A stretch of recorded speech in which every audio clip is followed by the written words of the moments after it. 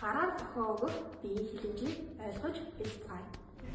Хэрвээ ярилцаж буй хүн тань гараа илгэндээ эвхэх үйлдэл хийх юм бол тэрээр таны хийж буй үйлдэлтэй санал нийлэхгүй байна гэсэн үг юм аа. Алгаа урах.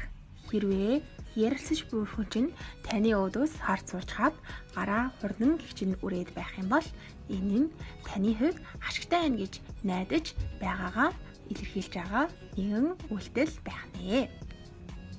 Харин удаан гихчин үрэх юм бол энэ залжин харагддаг ба танд биш нөгөө хүнд чинь ашигтай байгаагаа үйлдэлээрээ илэрхийлж байна гэсэн үг юм аа. Хоёр гараа салавчлах. Хоёр гараа салавчлах үзэгдэл нь сэтгэл уналтын хэмжээ хэр зэрэг байгааг илтгэж харуулдаг.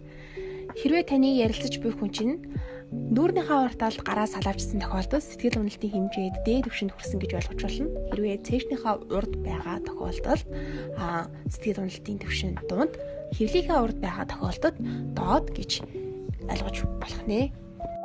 Өөрийгөө тэврэх. Насанд хүрсэн хүмүүсийн хувьд урам хугарсан эсвэл төгссөн үедээ тайвшруулах мэдрэмжийг нөгөө хүнээсээ мэдрэхийн тулд ихэнх хүмүүс энэ үйлдэлийг хийдэг. Харин танихгүй хүмүүстэй уулзаж буй хүн эсвэл өөртөө итгэх, итгэл нь буурж байгаа хүмүүст бас энэ үйлдэл нь их ажиглагддаг байх нэ. 5. Шох орой. За энэ биеийн хилэмж нь юуг илэрхийлдэг вэ гэхээр өөртөө итгэлтэй бардам хандлагыг илэрхийлдэг. За ихчлэн удирдагч төрлийн хүмүүстээр ерөөхдөө ашиглагддаг. За мөн өөрөөр бусд хүмүүстэд харагдахдаа их цантай, хямсгар мэт харагддаг байх нэ. Хамгийн хүчтэйж бараг анзаарагддаггүй хүний гараар хийдэг үйлдэл бол чиглэл заах, тушаал өгөх ийм үйлдэлүүд байдаг. За тэгээд гараар заавчлахаа буюу тушаал өгөх үндсэн 3 үйлдэл байдаг. За эхнийх нь болохоор алгаа дээшээ харуулах. Алгаа дээшээ харуулах нь харилцаанд занал хийлээгүй илүү нээлттэй байдлыг илэрхийлдэг байх нэ. Найз нөхчтөр нь тэгээд тэгсэн чинь тэр тэгээд гэдэл нэг иймэрхүү хүн биеийн хилэмжээр бид хэд ярьдаг шүү дээ тий.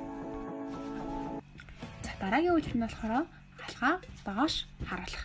За энэ үйлдэл нь болохоор нэг тийм захирах өнгө аясыг илэрхийлдэг бахан. За зурган дээрээс харуулбал иймэрхүү хүн байдлалтай ташаанд авсан болон одоо дэлгэхдээ энийг тэрийгээ тэг маягаар ер нь бол хэрэглэгддэг бахан. За дараагийнх нь болохоор хуруугаа жичлэх байгаа.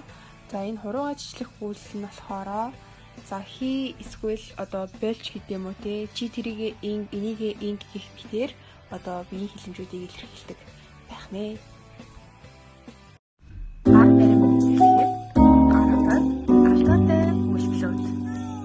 Хэд их сэгсрэх барихтаа хэд чанга атгах. Хэд сулбар атгах.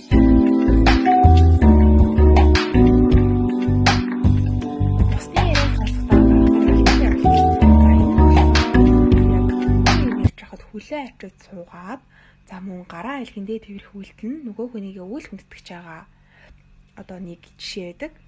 За дараа нь болохоор хит ихээр хурцтоод анхаарлаа одоо хандуулж харах нь болохоор яг нөгөө хүний яриад байгаа зүйлийг ойлгохгүй байх юм бас хандлагыг гаргадаг байх нэ.